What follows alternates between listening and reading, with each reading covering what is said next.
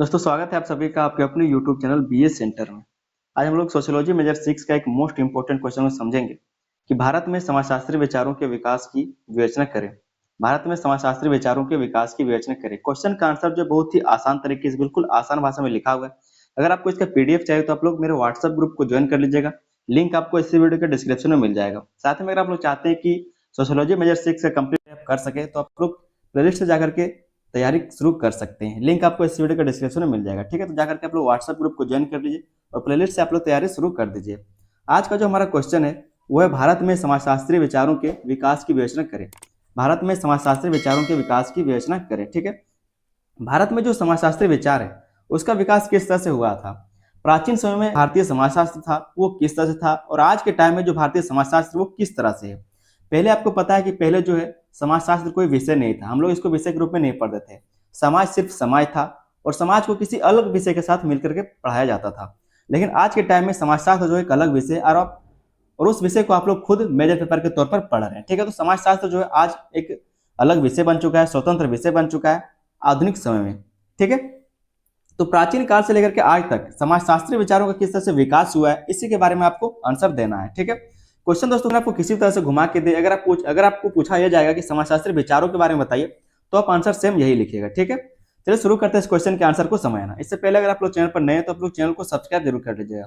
Subscribe करने में कोई पैसा नहीं लगता, वीडियो को लाइक करने में कोई पैसा नहीं लगता, शेयर करने में कोई पैसा नहीं लगता। तो आप लोग चैनल को सब्सक्राइब अभी के अभी कर लीजिए। साथ में अगर आपको वीडियो पसंद आए तो वीडियो पर लाइक कर दीजिएगा और अपने दोस्तों में इसको शेयर भी करना है। ठीक है, अपने दोस्तों में इसको शेयर भी करना है। एक बात और बता दें कि आप लोग सब्सक्राइब कर लिए तो आप लोग इसको बेल आइकन को दबाकर उसको ऑल पर सेट कर लीजिएगा, ताकि जब भी यहाँ पर हम वीडियो डालें उसका नोटिफिकेशन आप तक पहुंचता रहे, अच्छे से तैयारी कर सके। शुरू करते हैं इस क्वेश्चन के आंसर को, भूमिका को एक बार समझ लेते हैं। कहा जा रहा है कि भारत एक बहुत पुराना और विविध समाज है। भारत क्या तो एक बहुत ही पुराना देश है और विविध समाज यहाँ पर रहते हैं। ठीक है, कई प्रकार के यहाँ पर समाज आपको देखने को मिलते हैं। आगे कहा जा रहा है कि यहाँ अलग अलग जातियां, धर्म, भाषाएं, परंपराएं और जीवन शैली पाई जाती है। यहाँ पर क्या है तो अलग अलग जातियां पाई जाती है, धर्म पाए जाते हैं, भाषाएं पाई जाती है, परंपराएं और जीवन शैली पाई जाती है। ये चीज आपको पता है। ठीक है, आगे कहा जा रहा है इसमें कि इसलिए भारत में समाज को समझने और उस पर विचार करने की परंपरा बहुत प्राचीन है। और इसीलिए भारत में जो समाज है उसको समझने के लिए, उस पर विचार करने की जो परंपरा है वो बहुत ही प्राचीन है। और हम लोग इसी चीज को समझेंगे। बिल्कुल प्राचीन से लेकर के आज तक का जो समय है और इस टाइम में जो समाजशास्त्रीय विचार है उसके विकास को हम लोग देखेंगे, किस तरह से इसका विकास हुआ है। ठीक है, आगे दोस्तों कहा जा रहा है कि हालांकि समाजशास्त्र एक विषय के रूप में आधुनिक काल में विकसित हुआ है। हालांकि जो समाजशास्त्र जो आप सोशियोलॉजी पढ़ते हैं वो विषय के रूप में आज के टाइम में विकसित हुआ है। इससे पहले क्या तो किसी अन्य विषय के साथ इसको मिला करके पढ़ाया जाता था, या फिर एक सिर्फ ये समाज हुआ करता था। ठीक है, आगे इसमें कहा जा रहा है कि लेकिन इसके विचार भारत में बहुत पहले मौजूद थे। क्या कहा जा रहा है, लेकिन इसके जो विचार है, जो समाजशास्त्र के विचार हैं वो भारत में बहुत पहले से ही मौजूद थे। भारत में समाजशास्त्रीय विचारों का विकास धीरे धीरे अलग अलग कालों में हुआ है। और भारत में जो समाजशास्त्रीय विचार हैं उसका विकास धीरे धीरे अलग अलग कालों में हुआ है, मतलब अलग अलग समय में इसका विकास होता रहा है। ठीक है, तो उन्हीं बातों को यहाँ पर हम लोग समझेंगे। जिस तरह से आप यहाँ पर देख रहे हैं, पहला जो हमारा टॉपिक है, पहला जो हमारा पॉइंट लिखा हुआ वो है प्राचीन भारत में समाजशास्त्रीय विचार। तो प्राचीन भारत में समाजशास्त्रीय विचार किस तरह से थे और आगे से किस तरह से विकास करता गया उस चीज के बारे में हम लोग देख रहे हैं। ठीक है, तो चलिए शुरू करते हैं प्राचीन भारत में समाजशास्त्रीय विचार को समझना। प्राचीन भारत में समाजशास्त्रीय विचार। कहा जा रहा है कि प्राचीन भारत में समाजशास्त्र कोई अलग विषय नहीं था जब प्राचीन समय चला था। प्राचीन भारत में क्या कहा जा रहा है, जो समाजशास्त्र है वो कोई अलग विषय नहीं था, लेकिन समाज से जुड़े विचार धार्मिक और दार्शनिक ग्रंथों में मिलते हैं। लेकिन जो समाज से जुड़े विचार हैं वो आपको धार्मिक ग्रंथों में और दार्शनिक ग्रंथों में देखने को मिल जाएगा। कब? प्राचीन समय में। आगे कहा जा रहा है कि वेद, उपनिषद, स्मृतियां आदि समाज, परिवार, कर्तव्य और नैतिकता पर विचार किया गया। जहां पर वेद आप देखेंगे, उपनिषद है, स्मृतियां हैं, इन सभी में समाज के बारे में, परिवार के बारे में, कर्तव्य के बारे में और नैतिकता के बारे में विचार किया गया है। प्राचीन समय में इन सब चीजों के बारे में विचार किया गया है। वर्ण व्यवस्था और आश्रम व्यवस्था समाज की संरचना को समझाने के लिए बताई गई। जो वर्ण व्यवस्था है और जो आश्रम व्यवस्था है वो समाज की संरचना को समझाने के लिए बताई गई है। ठीक है, जो पहले के जमाने में क्या तो वर्ण व्यवस्था चला करता था, आश्रम व्यवस्था था, तो ये सब क्या तो समाज की संरचना को समझाने के लिए बताया गया है।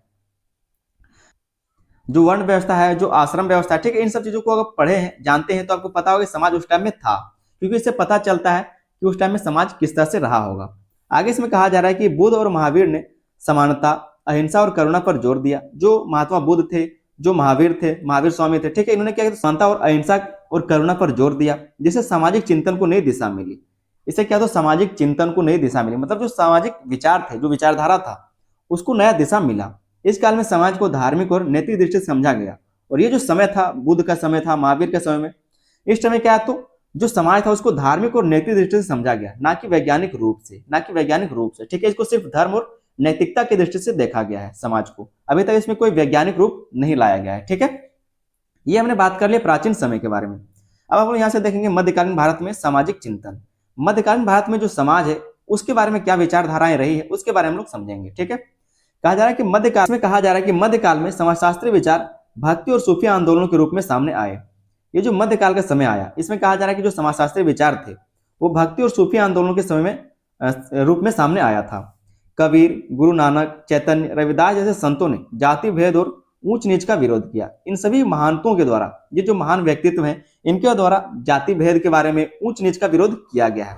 इसी के बारे में कहा जा रहा है कि जो मध्यकाल का समय था उस टाइम जो समाजशास्त्री विचार थे उसमें भक्ति और सूफी आंदोलनों के रूप में ये चीज समय आया था। आगे कहा जा रहा है कि उन्होंने यह बताया कि सभी मनुष्य समान है और समाज में भेदभाव गलत है। इनके द्वारा जो कबीर हैं, जो गुरु नानक हैं, चैतन्य है, रविदास जी हैं, इन सभी महात्माओं के द्वारा कहा गया कि जो मनुष्य वो सभी बराबर है, मतलब समान है, और समाज में जो भेदभाव है वो बहुत ही गलत बात है। सूफी संतों ने प्रेम, भाईचारे और मानवता पर बल दिया। जो सूफी संत थे उन्होंने प्रेम के बारे में, भाईचारे के बारे में और मानवता के बारे पर बल दिया है।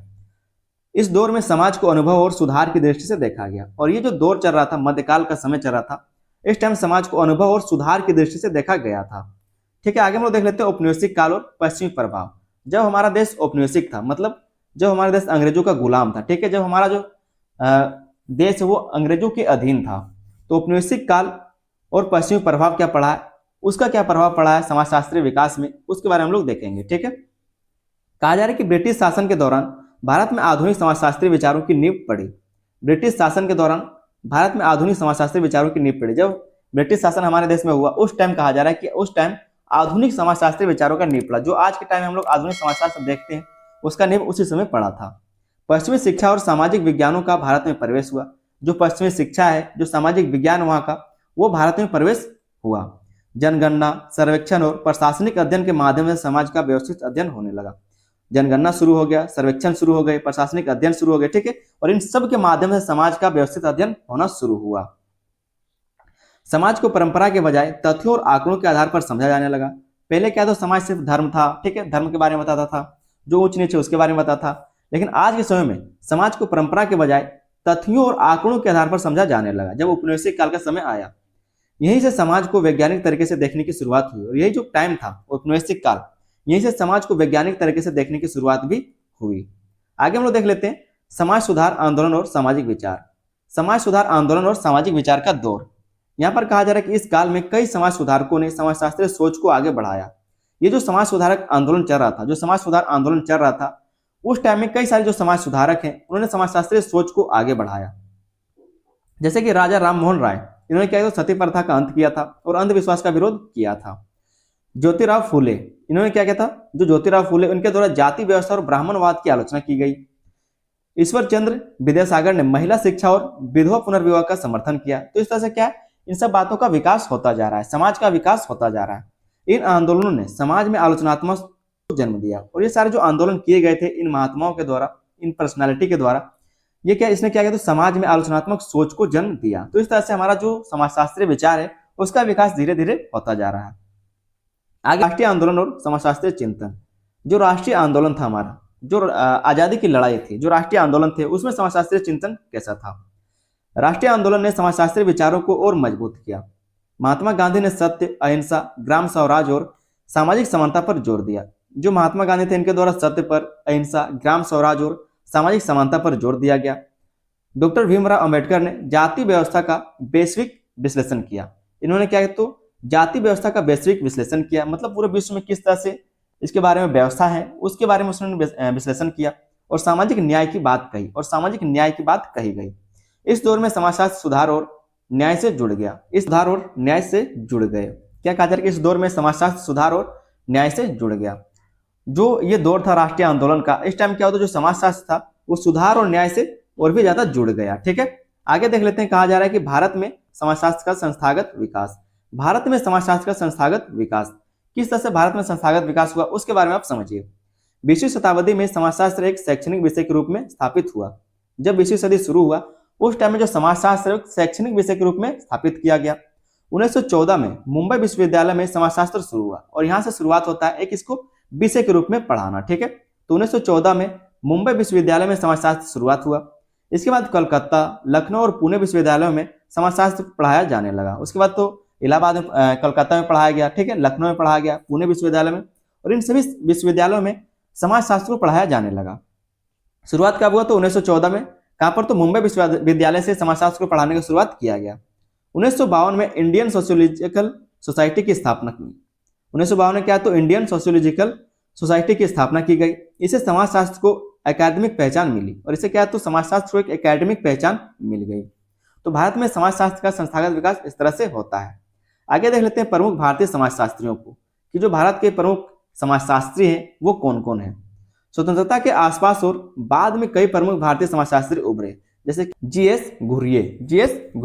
कहा जा रहा है कि जाति व्यवस्था और भारतीय संस्कृति का अध्ययन इनके द्वारा किया गया। एमएन श्रीनिवास, जो एमएन श्रीनिवास है, संस्कृतिकरण, पश्चिमीकरण और सामाजिक परिवर्तन की अवधारणा इनके द्वारा दी गई। डीपी मुखर्जी, जो डीपी मुखर्जी है वो मार्क्सवादी दृष्टिकोण से समाज का विश्लेषण करते हैं, ठीक है, जो मार्क्सवादी दृष्टिकोण उसके हिसाब से ये समाज का विश्लेषण करते हैं। आगे जो विद्वान है वो है AR देसाई, इनके द्वारा राष्ट्रवाद और वर्ग संघर्ष का अध्ययन किया गया। इन विद्वानों ने समाजशास्त्र को भारतीय परिस्थितियों से जोड़ा है, और ये जो विद्वान है सारे, इन्होंने क्या? तो समाजशास्त्र को भारतीय परिस्थितियों से जोड़ा है, ठीक है। आगे एक और पॉइंट देख लेते हैं हम लोग, स्वतंत्रता के बाद समाज समकालीन विकास। स्वतंत्रता के बाद समकालीन विकास किस तरह से हो, मतलब आज का जो समय चल रहा है उस टाइम में इसका विकास किस तरह से हो रहा है, जो समाजशास्त्रीय विचार है उसका विकास किस तरह से हो रहा है। कहा जा रहा है कि स्वतंत्रता के बाद समाजशास्त्र अधिक व्यवहारिक बन गया है। स्वतंत्रता के बाद जो समाजशास्त्र वो अधिक व्यवहारिक बन गया है। जाति, वर्ग, लिंग, जनजाति, ग्रामीण शहरी परिवर्तन पर अध्ययन हुआ, इन सभी चीजों पर अध्ययन किया गया। आज समाजशास्त्र नीति निर्माण और सामाजिक समस्याओं के समाधान में भी सहायक है, और आज जो है समाजशास्त्र वो नीति निर्माण में, सामाजिक समस्याओं के समाधान में भी सहायक होता है। वैश्वीकरण और आधुनिकता के प्रभावों का अध्ययन किया जा रहा है। जो वैश्वीकरण है और आधुनिकता है इसके प्रभावों का अध्ययन भी किया जा रहा है, ठीक है। तो स्वतंत्रता के बाद जो समकालीन विकास हो रहा है, आज के टाइम में जो इसका विकास हो रहा है, समाजशास्त्रीय विचार का विकास जो हो रहा है उसके बारे में यहाँ पर लिखा हुआ था। आगे एक छोटा सा दोस्तों हम लोग निष्कर्ष को समझ लेंगे। कहा जा रहा है कि इस प्रकार भारत में समाजशास्त्रीय विचारों का विकास प्राचीन धार्मिक चिंतन, मध्यकालीन सुधार, औपनिवेशिक प्रभाव और आधुनिक वैज्ञानिक अध्ययन के रूप में हुआ है। तो इस तरह से इसका क्रम चला है, ठीक है। आगे इसमें कहा जा रहा है कि भारतीय समाज की विविधता के कारण यहाँ का समाजशास्त्र भी विशिष्ट और समृद्ध बन गया है। भारतीय समाज क्योंकि एक विविध समाज है, बहुत सारे समाज यहाँ पर पाए जाते हैं, जिसके कारण यहाँ का जो समाजशास्त्र है वो भी विशिष्ट और समृद्ध बन गया है। तो उम्मीद करते हैं दोस्तों क्वेश्चन का आंसर आपको समझ में आ गया होगा।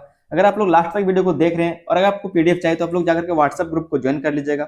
साथ ही में अगर आप लोग प्लेलिस्ट को ढूंढ रहे हैं तो जाकर के मेरे चैनल पर देखिए, और या फिर आप मेरे चैनल को ढूंढ रहे हैं तो आप डायरेक्ट बीएस सेंटर सर्च कीजिए, ठीक है। बीएस सेंटर आप डायरेक्ट सर्च कीजिए, आपको चैनल मिल जाएगा, बीएस सेंटर आपको मिल जाएगा, ठीक है। तो जाइए आप लोग सर्च कीजिए चैनल को और जाकर के सारा वीडियो देखिए। लिंक आपको इस वीडियो के डिस्क्रिप्शन में मिल जाएगा, चाहे आप प्लेलिस्ट का लिंक खोज रहे हैं या फिर व्हाट्सएप ग्रुप का। जाकर के आप लोग व्हाट्सएप ग्रुप को ज्वाइन कीजिए और अब तैयारी आप लोग जल्दी से जल्दी शुरू कर दीजिए। साथ में दोस्तों अगर आप लोग चैनल पर नए हैं तो आप लोग चैनल को सब्सक्राइब करना ना भूलें, चैनल को आप लोग सब्सक्राइब जरूर कर ले। वीडियो पसंद आए तो वीडियो पर लाइक जरूर करें, अपने दोस्तों में इसको शेयर भी करना है। चलिए मिलते हैं किसी अगले वीडियो में, तब तक के लिए धन्यवाद, जय हिंद।